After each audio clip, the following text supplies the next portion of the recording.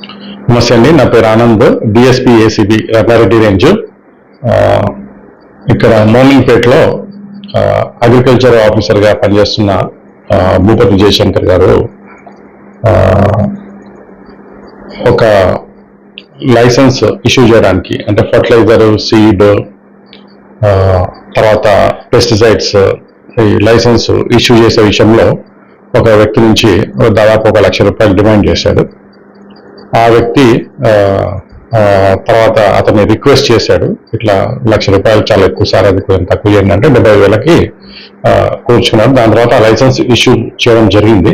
చేసిన తర్వాత కూడా కంపల్సరీగా 75,000 ఇవ్వాల్సిందే, లేకపోతే ఫ్యూచర్లో ఇంకా ఇవి స్టాక్స్ తీసుకోవడంలో విషయంలో కానీ, తర్వాత ఇన్స్పెక్షన్స్ విషయంలో కానీ ప్రాబ్లం అవుతుందని చెప్పడం వల్ల అతను విధిలేని పరిస్థితుల్లో మమ్మల్ని అప్రోచ్ చేయడం జరిగింది. అప్రోచ్ చేసిన తర్వాత మళ్ళీ ఒకసారి అతన్ని రిక్వెస్ట్ చేసినాడు, 75,000 ఒకటేసారి ఇచ్చుకోలేండి సార్ అని చెప్పేసి. అంటే సరే 50,000 ఫస్ట్ ఇన్స్టాల్మెంట్గా, సెకండ్ ఇన్స్టాల్మెంట్ 25,000 ఇవ్వండి అని చెప్పేసి అతను చెప్పడం జరిగింది. సో ఈరోజు 50,000 రూపాయలు ఇస్తుండగా ఒక డీలర్ షాప్లో రెడ్ హ్యాండెడ్గా పట్టుకోవడం జరిగిందండి. సో ఈరోజు అతన్ని అదుపులోకి తీసుకున్నాము. తర్వాత విచారణ జరిపిన తర్వాత అతన్ని అరెస్ట్ ప్లస్ కోర్టులో ప్రొడ్యూస్ చేయడం అదంతా కూడా జరుగుతుందండి.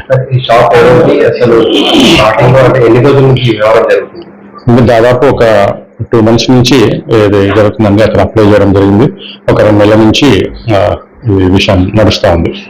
ఇప్పుడు జిల్లా ప్రజలకు కానీ చాలా మంది అంటే ఆఫీసర్ల దగ్గరికి డబ్బులు ఇవ్వడానికి జరుపుతుంటారు, ఏదో జరగదని చెప్పి, అటువంటి వాళ్ళకి అదండి, ఎవరైనా కూడా గవర్నమెంట్ ఆఫీసర్స్ తాము చేయాల్సిన పనిని చేయకుండా డబ్బులు డిమాండ్ చేస్తే నాకు 1064 టోల్ ఫ్రీ నెంబర్ ద్వారా కానీ, వాట్సాప్ ద్వారా కానీ మాకు కంప్లైంట్ చేస్తే డెఫినెట్గా యాక్షన్ తీసుకోవడం అనేది జరుగుతుందండి.